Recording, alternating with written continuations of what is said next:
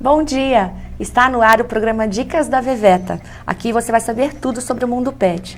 E hoje, como prometido no programa anterior, seguem as fotos da Havana e da Bel, que foram as cadelas resgatadas pelo Grupo Gás, que são muito parecidas com a minha Bel. E para quem quiser doar, você pode doar através do Instituto Gás, nas redes sociais, ou através do nosso site www.dicasdaveveta.vet. E pode ajudar a gente a cuidar de outros animaizinhos de rua. E hoje, acabando o nosso mês de setembro e começando o mês de outubro rosa de combate ao câncer, nada mais bacana da gente falar sobre esse assunto, não é mesmo? Então, segue o alerta a todas as mulheres para que se possam se tocar no seio, procurar alguma bolinha, alguma coisa que seja diferente, e também para suas gatas e suas cadelas, não é mesmo? E dessa forma você pode evitar ou resolver o quanto antes um problema tão grave como esse. Hoje no estúdio comigo, Dr. Christian Patané, médico veterinário, cirurgião de cirurgias gerais e ortopedista há 20 anos, e o Dr. Antônio Alexandre Carbonelli. É engraçado porque tem horas que eu chamo ele de Antônio e tem horas que eu chamo ele de Alexandre. Há 25 anos no mercado, trabalhando com imagem, exames de imagem, tanto de raio-x como de ultrassom. Sejam bem-vindos, queridos. Obrigado, bom dia. E vamos lá, vamos falar um pouquinho sobre o assunto. A Bel, deixa eu contar também, é uma cadelinha que fez a cirurgia a gente chama de mastectomia bilateral completa, porque ela infelizmente veio depois da gravidez com câncer de mama. Deve aparecer aí para vocês a fotinho dela no pós-cirúrgico, que fica uma imagem bem... para quem acha que a gente vai cortar realmente, né? A gente vai fazer uma cirurgia muito comprida e muito grande, mas a cicatriz fica bem bonita quando você tem um médico competente, assim como o Cris, para realizar uma cirurgia dessa, tá bom? Cris, me conta um pouquinho. É muito comum tumor de mamas em cadelas e gatas? Eu acho que de todos os tumores, se a gente colocar numa lista, ele é um dos primeiros lá que aparecem na lista. É super comum, tanto em cadela quanto em gata. Em outros animais também vocês conseguem ver? Vocês sabem Putz, eu acredito que tem. Sim, por exemplo, nos roedores é muito comum a incidência de neoplasias. Aliás, eu acho que é uma das doenças que mais mata no mundo, na verdade, né? Sim. E, doutor Antônio, qual que é a importância de fazer exames pré-cirúrgicos como raio-x e ultrassom abdominal? A importância, no meu ponto de vista, é sempre estar orientando tanto a parte clínica como até eventualmente a parte cirúrgica, porque a gente sabe que alguns tumores fazem metástase. Eles se espalham por outros órgãos. Se você não tem nenhum exame de imagem, você na realidade está meio que operando ou tratando no escuro, que você não sabe ao certo se vai ser efetivo o tratamento para o problema que o animal tem. É porque na rotina a gente às vezes escuta, doutor, eu não tenho recursos financeiros para fazer os exames, e de fato isso aumenta muito o risco da cirurgia, o pós-cirúrgico, não é, doutor? Sim, sem a menor dúvida. Eu acho que até para a gente saber se o custo-benefício, se vale a pena entrar em cirurgia ou não, esperar, e poder ver como o bicho está como um todo, não só simplesmente olhar a massa e falar, a gente vai tirar isso aqui e vai resolver. Eventualmente você acha que a massa está em determinado local, mas o exame te orienta que ela está enraizada, que ela está profunda, que você tem que tirar um pedaço de musculatura. Com margem cirúrgica, que com a gente uma margem comenta, cirúrgica, né? para evitar uma reincidiva, quer dizer, é importantíssimo, né? O planejamento cirúrgico. E, doutor, eu também escuto nas minhas cirurgias, assim, dá para saber se ele é maligno ou benigno na hora que a gente está operando, né? Não, na verdade não dá, infelizmente não dá, né? A gente sabe que a gente vai abrir e vai mandar para o histopatológico. Eu sei que, assim, em gata é muito mais agressivo, né, quando a gente vê um tumor em gata, mas eu vi uma estatística de tumor de cadela e eles são mais para malignos do que para benignos na histopatologia. Então, mas abrindo não dá para ver. A gente sabe... Tipo, tem mais vascularização? Não tem, mas é um tiro no escuro, não dá para ter certeza de nada. Pois é, então assim, não adianta só fazer a cirurgia. O ideal é depois da cirurgia fazer um exame de biópsia, que é mais conhecido o nome desse exame, para que a gente tenha certeza de qual é o tumor e o que fazer no pós-cirúrgico e no tratamento preventivo futuro, não é?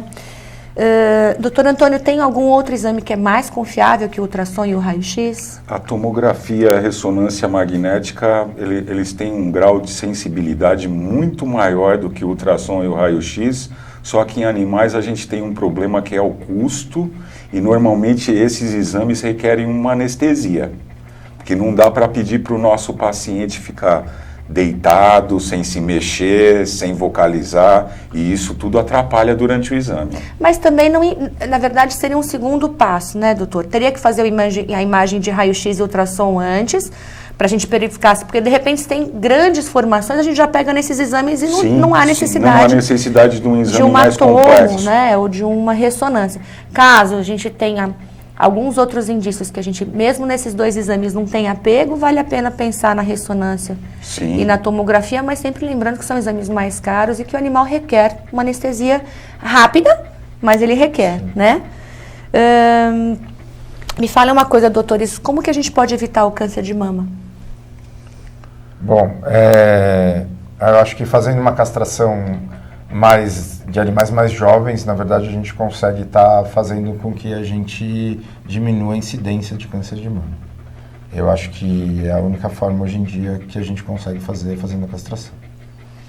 E qualquer bolinha que a gente tenha nas mamas, vale a pena já fazer a cirurgia? Na minha opinião, eu acho que é assim, ó, que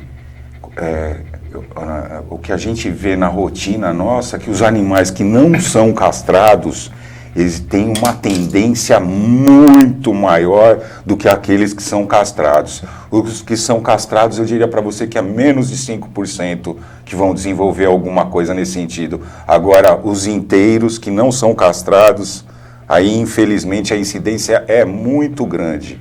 Nos machos, tumor de testículo, próstata, nas fêmeas também câncer de ovário ou útero, ou a famosa piometra, né, que é bem comum, infelizmente, no nosso meio, né? E a gente não pode deixar de ressaltar que machos também têm câncer de mama, sim, né, doutores? Sim. Homens também, viu? Então, estão sujeitos a... bem mais raro, mas... Raros e são muito mais agressivos, sim, né? Sim. Geralmente são malignos. Então, embora os homens também não toquem seus mamilos, é importante fazer esse exame em casa, né? Porque quando vem esse câncer, ele vem extremamente agressivo, né? E nos machos também, né? E me diz outra coisa, um proprietário dentro de casa, um tutor, o que ele pode fazer para verificar esse animalzinho? Algum exame, alguma coisa que ele pode fazer em casa para ajudar no diagnóstico? Eu acho que na hora do banho, fazer o toque, sempre tá manipulando a mão, né, no animal, né? E qualquer coisa diferente que ele sentir, ele tem que procurar o veterinário e levar para o veterinário ver realmente o que é. Lembra que tem várias mamas, né? Então você tem que ir passando a mão ao redor do mamilo e um pouco mais comprido, vai descendo, vai subindo.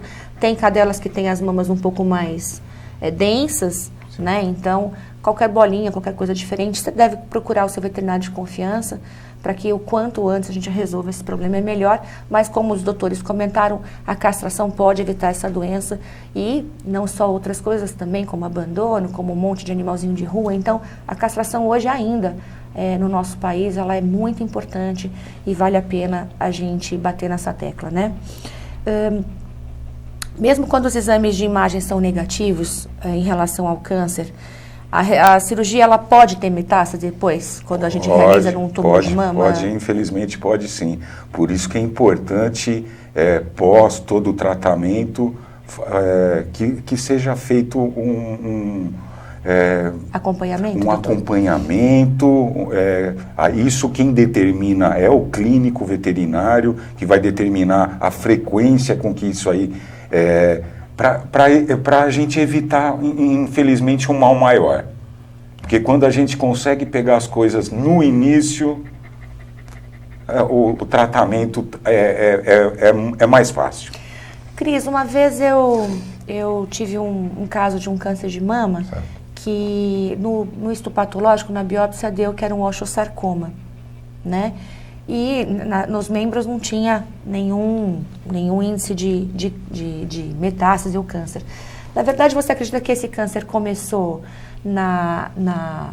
nos ossos e foi para a mama? Tem como a gente ter essa noção ou fazer Quem nasceu primeiro? Exato, né? Se foi o ovo ou se foi a galinha. Porque um osteosarcoma, que é um câncer de osso, numa mama é uma coisa muito... É o que a gente estava raro, falando, né? que alguns tipos, Pode acontecer. infelizmente, dão metástase para outros órgãos, né? Acabam se Pois espalhando. é, e depois de 4 anos dessa cadela, 4 anos depois da cirurgia, ela foi ter Achou o osteosarcoma. o osteosarcoma no membro... Na verdade, eu acho é a mesma coisa que da metástase pulmonar. Às vezes a gente faz um raio-x e a gente não consegue ver. Se você fizer uma tomografia, às vezes você acha micro coisas pequenas que podem ser. O que deve ter acontecido? Ela tinha uma alteração óssea que não era visível em nenhum exame, e aí teve uma metástase, e daí depois apareceu o tumor primário, cresceu.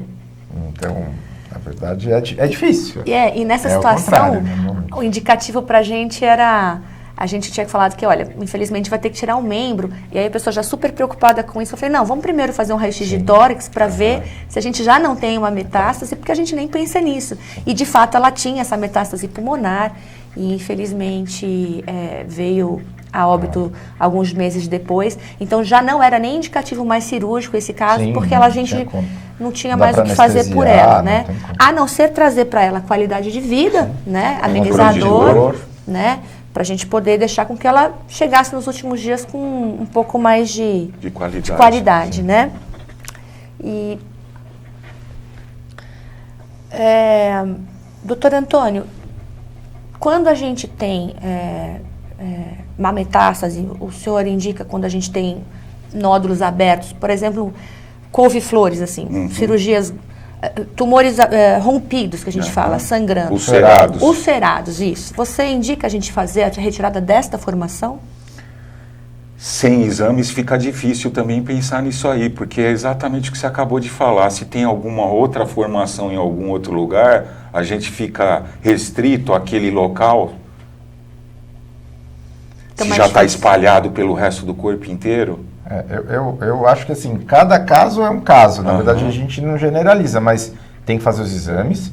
E se tiver uma metástase pulmonar, chegar para o proprietário e falar assim, ó, se o animal tem uma metástase... Expor para ele, né, os riscos. O custo-benefício de fazer a retirada desse tumor, porque está ulcerado, vai ficar bicheira, sangrando, vai perder sangue, enfim... vai contaminar, vai ser uma porta de entrada, mas... É porque muitos perguntam, né? Quando a gente tem uma ferida aberta... Avaliar. Às vezes, e mesmo com a metástase... A gente já sabe que o que a gente tem que buscar para esse paciente é uma qualidade de vida, né? E aí a gente tem que pensar se a gente consegue tirar pedaços dela, o que a gente consegue fazer para a gente, não digo postergar a vida, mas que o tempo de vida que tenha seja o menos sofrido possível, né? E mesmo correndo esses riscos, assim, da gente ter um tumor, a gente identificou que nos exames o animal está... apto a operar, ou seja, não tenho metástase, não tenho nenhum outro problema, vocês indicam fazer a retirada das mamas? Com formações, sim. Normalmente, sim. Normalmente, ou a gente, se o animal não for castrado, eu, pelo menos, tiro uma cadeia, se for retirar, e faço a castração na primeira cirurgia. Se tiverem nódulos na segunda cadeia mamária, eu deixo para um segundo estágio. Antigamente, a gente retirava as duas ao mesmo tempo, castrava, fazia um buraco grande, na verdade, assim, era super sofrido para o animal. E aí, para o animal é muito melhor tirar uma por vez. Perde muita pele, né, doutor? E aí o pós-cirúrgico é bem difícil, né? E assim fica bem mais tranquilo. E o que o senhor indica, Christian, quando a gente tem, por exemplo, formação nas mamas superiores direita e formação das mamas posteriores esquerdas, ou seja, a gente tem câncer aqui e câncer aqui. Você faz essas cadeias na mesma cirurgia e depois você inverte? Não, eu prefiro tirar um lado e depois tirar o outro lado.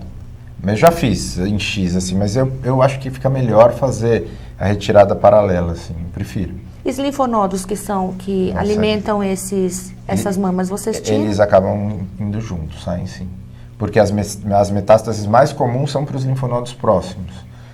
Depois pulmão, fígado, mas os linfonodos regionais são os primeiros a terem metástases. Então a gente aconselha a fazer a retirada sim. Esses dias tivemos um caso que o animal tinha uma formação mamária na região hipogástrica esquerda e o clínico achava que aquilo ali era só subcutâneo e a importância do exame ultrassonográfico nesse momento aí foi muito grande, porque esse animal tinha um tumor no baço que já havia rompido um pedaço da musculatura e ele saía exatamente próximo da mama. Então, o que teve que ser feito nesse animal? Ele precisou fazer lógico, retirar a mama, mas precisou fazer uma esplenectomia, tirar o baço, que era a causa primária. Sim. Olha só, né? E a gente tem clientes que optam por não tirar mesmo a formação. Né? Eu tenho a formação, eu já ouvi assim, deixa assim, eu tenho medo. Não está crescendo, não está crescendo, evoluindo. a bolinha está aí há alguns anos e tal. O que vocês pensam em relação a isso?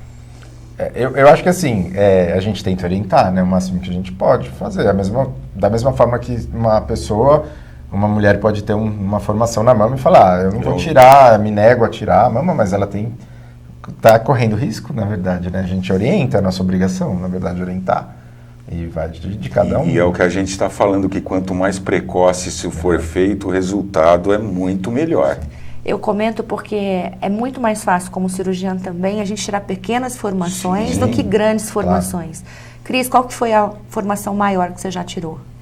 De mama? Peso, de mama. Putz, não sei de mama. Mas eu já tirei umas coisas bem grandes, assim. Eu tirei lipomas de quase 4 quilos já. Imagina um câncer de quase 4 quilos num animal. Qual é o peso desse animal? Você Acho que uns 15 quilos. Caramba. O tumor era quase maior. O tumor arrastava no chão, assim, era monstruoso. A qualidade de vida desse animal... Não, virou outro bicho. Sim. Falaram, é outro bicho. Não tem como não, trabalha demais, você imagina, né? 4 quilos de peso Você carregando a mais 4 quilos, né? E eu acho que o maior que eu tirei foi o tamanho de uma manga. E o cerado, que é muito mais difícil, porque aquela história deixa. Até que chega O que acontece? Começa a coçar, porque ele vai afinando a pele, ela vai ficando bem fininha, e aí coça, e aí o animal começa a se coçar no tapete, aí ele começa a se coçar no chão, se automutilar, ou com a língua, né, que ele vai lambendo, ou com a pata, aquilo vira uma couve-flor aberta, que aí fica minando sangue, dá infecção bacteriana, então cheira podre. Né? E aí você tem que tirar essa formação muito mais pela anemia que pode dar depois, pela infecção generalizada que pode dar depois. E aí tudo isso realmente, a gente, dependendo da situação, faz uma anestesia tópica, se tiver metástase, para a gente evitar que esse animal corra mais riscos durante uma cirurgia. Mas é claro que pequenas formações... Aliás, câncer não tem isso, né? Se é grande, ele é maligno, se ele é pequeno, ele é benigno, né? Toda a formação começa com uma célula, né? Sim. E ela vai se desenvolvendo. Então, o importante é que quanto mais rápido, pós-cirúrgico é melhor, risco de metástase é menor, custos é menor, porque você vai diminuir o tempo de internação. Sim, e reabilitação, tudo, né? Na verdade, acaba melhorando tudo. E quanto menor, melhor para tirar. Sempre, né? Eu digo que na medicina, quanto mais rápido a gente atua, para qualquer coisa, até para otite. Né? A gente consegue ter melhores resoluções. Se você deixar avançar, ficar resistente, começa a complicar, né? Queridos, mais alguma consideração para falar sobre o tema? Não, eu tenho sim. Animais que têm gravidez psicológica têm mais chance de ter tumor de mama, as cadelas. Então acho que é legal. Desequilíbrio hormonal, né, pode causar, infelizmente, alguma formação neoplásica ou mesmo alteração uterina. Tá, e em relação a essas mamas mais densas, que aí não está muito ligada com a... Porque, na verdade, a gravidez psicológica, o que acontece? A mama da cadela, ela entende, por um problema hormonal, que ela está grávida, então ela produz leite, né? E esse leite fica dentro da mama dela ali. E aí, como isso começa a doer, ela começa a lamber e ela começa a se auto-mamar, né? E aí esse processo continua. E o hormônio circulante também, né? E aí você tem que combater com medicamentos essa questão do leite, né? Você tem que, para tentar cortar a produção e também cortar para uma roupinha de cirurgia que ela tenha acesso a essa mama. Mas aí tem as mamas mais densas, né? Essas também têm mais probabilidade da gente ter câncer de mama do que uma mama menos densa? Eu acredito que não tenha muita correlação isso, sabe? Dela ser densa ou não. Por isso que a gente está ressaltando a importância dos exames de imagem numa hora dessa. Porque é igual uma mulher que precisa fazer uma mamografia. A tecnologia dos equipamentos melhorou muito. E o que acontece hoje em dia é que a gente consegue ter uma bela ideia, assim, se essa formação é benigna ou maligna, justamente relacionando com a vascularização que essa formação tem. Porque a gente sabe que uma grande maioria dos cânceres também, dos tumores, fazem o que a gente chama de neoangiogênese. O que é isso? Eles formam vasos onde não é para ter. Eles vão alimentando aquela estrutura, por isso que a gente chega em estruturas gigantescas, muito grandes mesmo, relacionada com isso. Então você acredita que os tumores que são mais vascularizados, a tendência é eles serem mais malignos? Sim. Mas que só o exame de biópsia a gente só pode ter a certeza disso. Só o exame de biópsia que vai poder direcionar a gente nesse sentido. Cris, lipoma e lipossarcoma são dois cânceres muito semelhantes de gordura. Então, animais que são mais obesos, aí faz umas bolas de gordura e muitas vezes o colega fala assim, isso aqui é só um lipoma. Vale a pena a gente pensar em tirar essa formação ou não?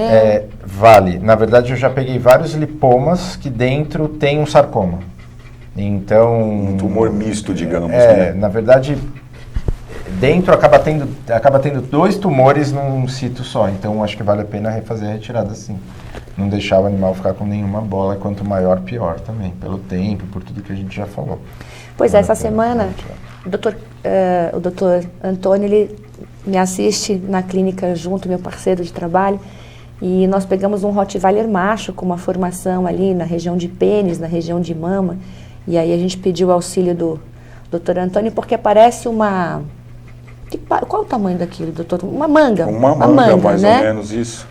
E eu falava, caramba, o que é isso daqui? No animal castrado, né? A gente pensou em câncer de mais mama. ou menos até de bexiga ali, tava, né? E aí eu falei, doutor, vamos lá fazer o exame. E aí deu um lipoma, que a gente vai fazer a cirurgia agora, na próxima semana.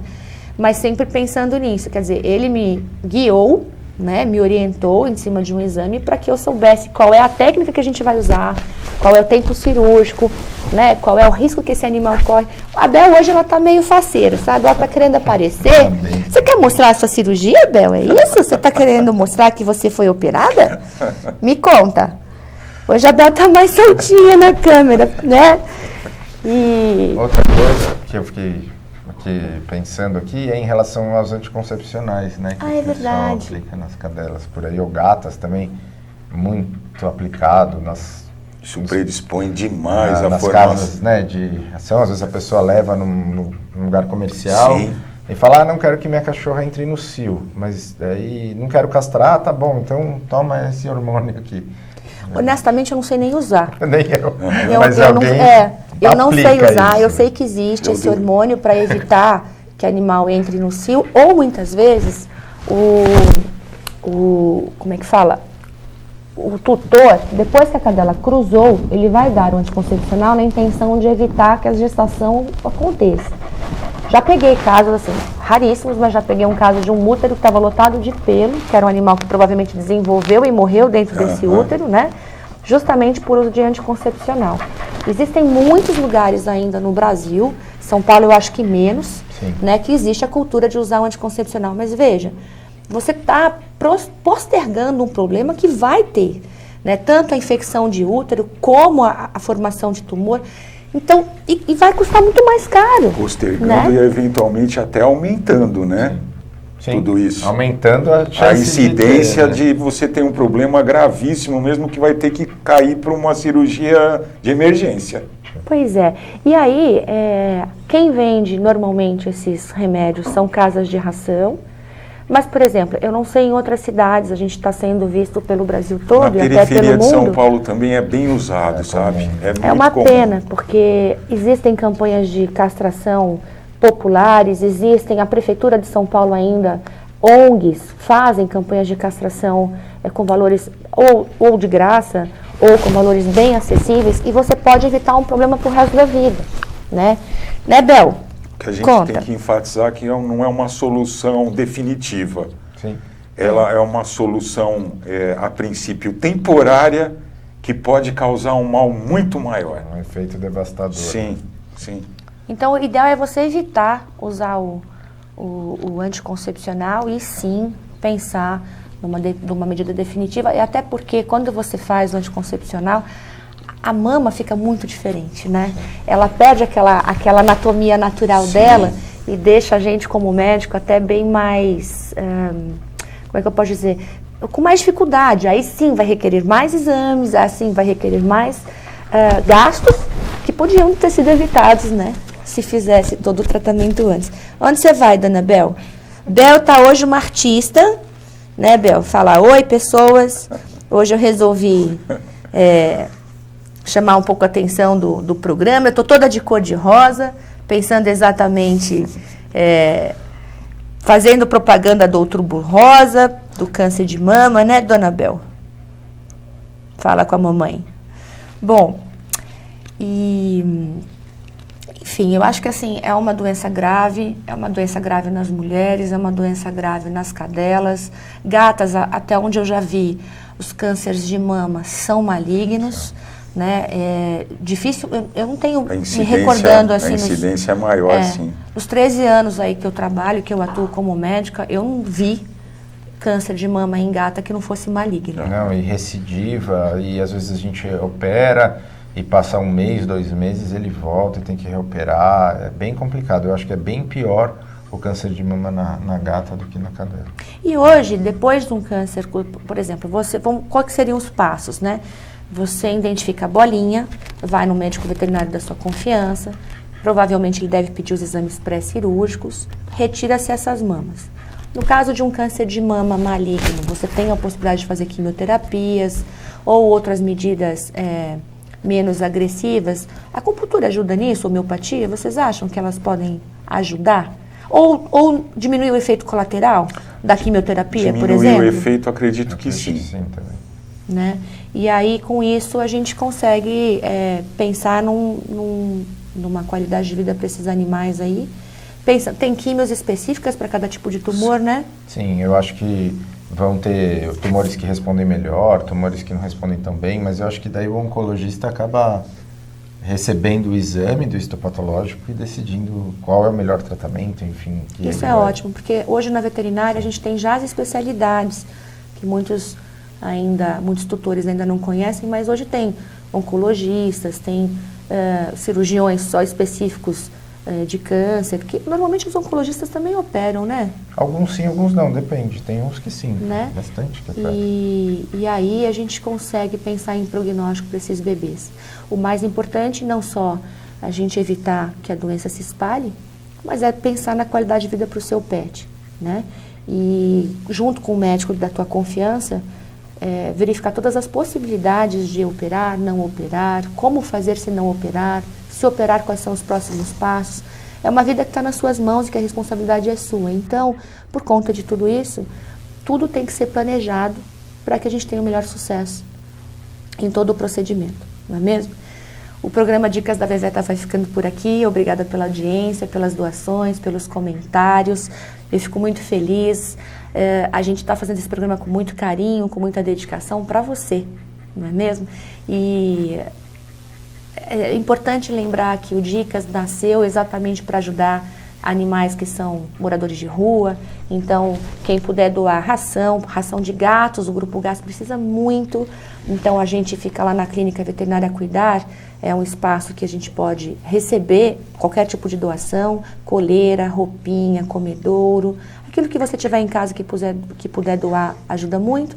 Para aqueles que não têm, pode doar qualquer valor, tanto para o Instituto Gás, como dentro do site do Dicas da Veveta, também vai ser muito bem-vindo.